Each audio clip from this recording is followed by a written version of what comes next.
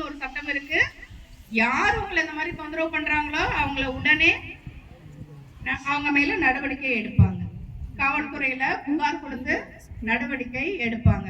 சரி, இந்த மாதிரி எனக்கு நேரடியா சொல்றதுக்கு பயமா இருக்கு, யார்கிட்ட சொல்றதுன்னு எனக்கு தெரியல, அப்பா அம்மாட்ட சொல்ல பயமா இருக்கு, டீச்சர்ஸ் கிட்ட சொல்ல பயமா இருக்கு, வேற யார்கிட்ட சொல்லலாம்? போலீஸ் கிட்ட தைரியமா சொல்லிடுவீங்களா? அப்பா அம்மா கிட்ட சொல்லவே பயமா இருக்கு, டீச்சர்ஸ் கிட்ட சொல்ல பயமா இருக்கு, போலீஸ் கிட்ட தைரியமா சொல்லிடுவீங்களா? அப்படி தைரியமா சொல்ற மாதிரினா ரொம்ப சந்தோஷம். சரி, போலீஸ் கிட்டையும் சொல்ல சங்கடமா இருக்கு, எப்படி நான் சின்ன பொண்ணு சின்ன பையன் எப்படி நான் ஸ்டேஷன் போய் சொல்லுவேன் அப்படின்னா என்ன இருக்கு நம்ம கையில? போன் இருக்கா? போன்ல ஒரு ஹெல்ப்லைன் நம்பர் இருக்கு சில்ட்ரனுக்குன்னு. என்ன நம்பரு? 1098. இங்க ஒருத்தர் 100ன்னு சொல்றாரு. அது வந்து அடிதடி எங்க நடக்குது, நம்மளால சின்ன பையன் ஒண்ணும் பண்ண முடியல, என்ன பண்ணலாம்? அப்ப 100க்கு கூப்பிடலாம். 1098ன்னு சொல்லலாமா, இல்ல வந்து 1098ன்னு சொல்லலாமா? அந்த நம்பரை எப்படி சொல்லலாம்? ஏன்னா இப்ப நீங்க எல்லாருமே என்ன போட்டிருக்கீங்க? ஒரே மாதிரியே இருக்கீங்க இல்லையா? அப்ப அந்த நம்பரையும் நம்ம எப்படி சொல்லணும்? ஒரே மாதிரியே சொல்லணும்னா எப்படி சொல்லலாம்? 1098ன்னு சொன்னா ஒருத்தர் 1098ன்றீங்க, ஒருத்தர் 1098ன்னு சொல்றீங்க. ஆனா அந்த நம்பரோட ஒரு ஸ்பெஷல் என்ன தெரியுமா? அதுவும் இல்ல. யாராவது சொல்ல விரும்புறீங்களா? Any idea? 911லாம் இல்லையே. 10 9 8 இறங்கு வரிசையில் எப்படி சொல்லுவோம்?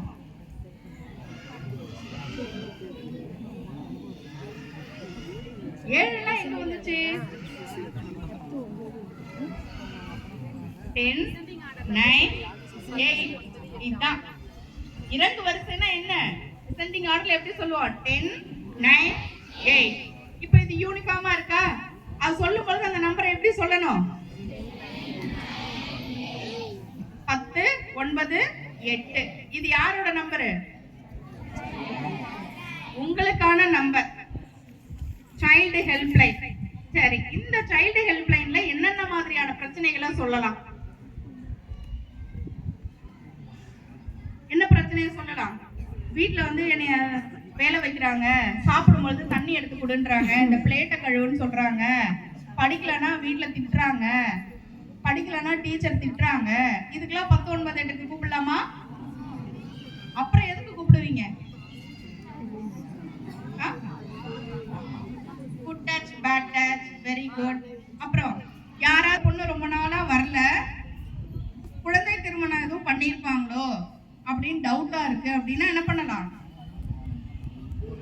1098க்கு போன் பண்ணி சொல்லலாம். குழந்தை திருமணம் நம்ம ஊர்ல நடக்குதா? கேள்விப்பட்டிருக்கீங்களா? கேள்விப்படலையா?